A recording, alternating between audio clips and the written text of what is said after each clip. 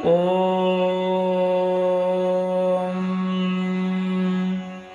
या ओषधीः पूर्वा जाता देवेभ्यस्त्रियुगं पुरा मनैनु बभ्रूणामहं शतं धामानि सप्त च शतं वो अम्बधामानि सहस्रमुत वोरुहाः अधा शतक्रत्वो यूयमिमं मे अगतं कृत ओषधीः प्रतिमोदध्वं पुष्पवतीः प्रसूवरीः अश्वायिव सजित्वरीर्विरुधः पारयिष्ण्वाः ओषधीरिति मातरस्तद्वो देवीरुपब्रुवे सनेयमश्वं गां वास आत्मानं तव पूरुष अश्वत्थेवो निषदनं पर्णेवो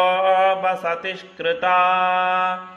गोभाजयित्किल सथयत्सनबथ पूरुषम् यत्रौषधीः समग्मतराजानः समीताविव विप्रः स बुच्यतेऽभिषग्रक्षोहामी बचातनः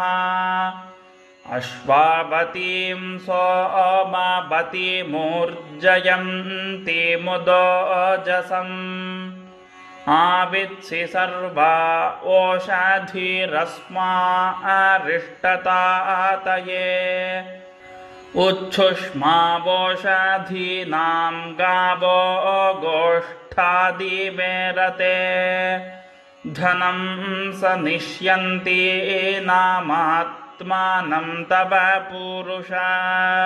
इष्कृतिर्नाम वो माताथो यूयं स्थनिष्कृतिः सीराः पातत्रिणी स्थनयदामयाति निष्कृथ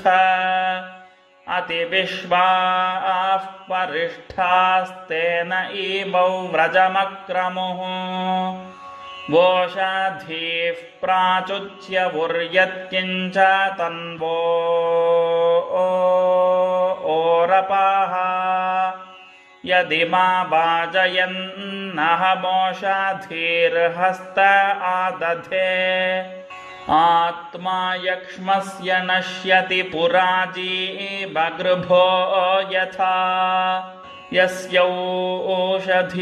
प्रसर्पथाङ्गमङ्गं परुष्परुः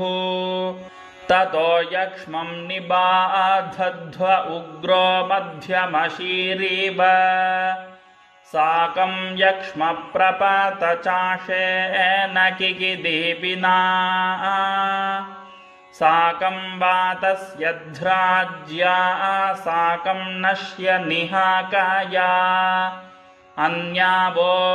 अन्यामवत्वन्यान्यस्या उपावत ताः सर्वाः संविदादायितं मे प्रावतावचाः याः फलिनीर्या फला पुष्पायाश्च पुष्पिणीः बृहस्पतिप्रसूतास्तानो मुञ्चन्त्वं हासः मुञ्चन्तो माशपथ्या आदथो वरुण्यादुत अथो यमस्य पद्भीषात् सर्वस्माद्देवकिल्बिषात् अवपतन्तिरवदन्दिव ओषधयस्परि यञ्जीवमश्नवामहै न सरिष्याति पूरुषः यावोषधीः सोमराज्ञिर्बह्वीः शतविचक्षणाः तासां त्वमस्युत्तमारं कामायशं हृदे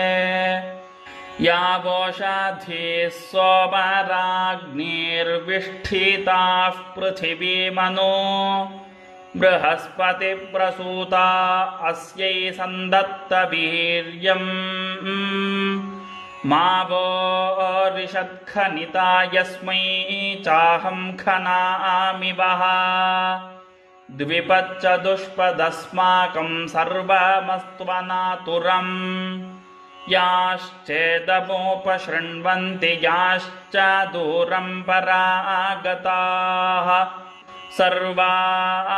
सङ्गत्य विरुधोऽस्यै सन्दत्तवीर्यम् वोषाधयः संवदन्ते सोमेन सह राज्ञा यस्मै कृणोति ब्राह्मणस्तं राजन् पारयामसि त्वमुत्तमास्योषधे तव वृक्षावुपस्तयः उपस्तिरस्तु सोऽस्माकं यो अस्मान् अभिदासति हरिः ॐ।